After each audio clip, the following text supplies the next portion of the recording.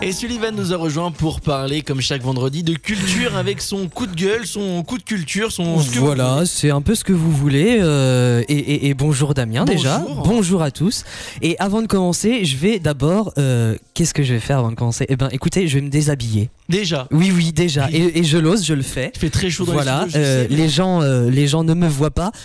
Mais je suis en train de me déshabiller. Alors j'ai le culot de le faire. Mais il le fait vraiment. Voilà, je le fais vraiment. Oh là là, et je ne le fais pas simplement pour avoir plus de vues sur YouTube. Non. Je Juste pour qu'on voit ton joli Marcel. Voilà, mon superbe Marcel. Et tu seras le seul à le voir en direct. Non, j'irai pas jusque-là. Mais pour une bonne cause. Toujours en faveur de la culture, évidemment, de la culture pour tous. Et donc, je le fais pour soutenir les professionnels du livre qui se mettent tous à poil, eux aussi contre la censure, c'est là leur slogan. Car il est vrai que finalement, elle nous bouffe cette censure, que ce soit à l'image ou sur les textes. On ne peut plus rien créer sans être contrôlé jusqu'au moindre détail. Et on a encore eu l'exemple ces derniers jours grâce à notre cher ami, si on peut l'appeler ainsi, Jean-François Copé.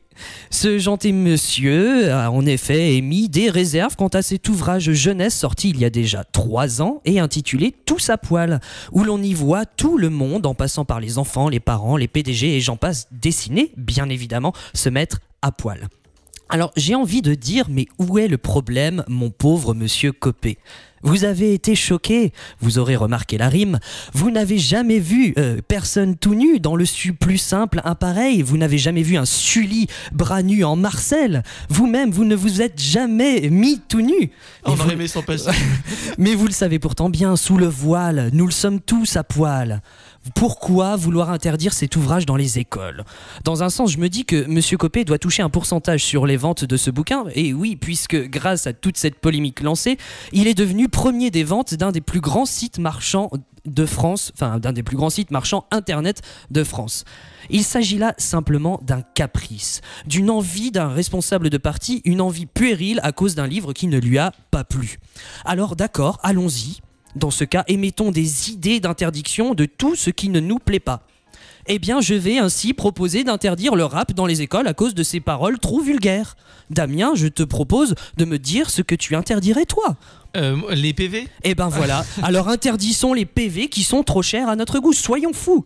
Sérieusement, croyez-vous franchement qu'il est utile de faire parler toute la France et tous les partis politiques, comme cela a été le cas pour un simple petit ouvrage pour enfants qui n'est pas spécialement choquant ? D'accord, on y voit des représentations de personnes de tous âges se déshabiller. Est-ce si grave que cela ? Je crois que dans la société dans laquelle nous vivons aujourd'hui, nos enfants, et je ne parle pas des miens car je n'en ai pas, je me garde bien d'en avoir le plus tard possible, voire jamais, nos enfants maintenant voient des choses bien plus choquantes à la télévision ou dans les magazines. Si nous allons dans votre sens, monsieur Copé, interdisons Dora l'exploratrice, qui me fait penser moi à une petite fille défoncée à la drogue à chaque fois que je la vois, et je le dis franchement, elle me choque. Je pourrais aussi référencer le pervers Mickey et ses grandes oreilles, soyons fous, ou encore les lapins crétins, encore plus fous. Si on y regarde de plus près, beaucoup d'autres dessins animés mériteraient que l'on y accorde un peu plus d'importance que ce petit ouvrage jeunesse paru à environ 3000 exemplaires.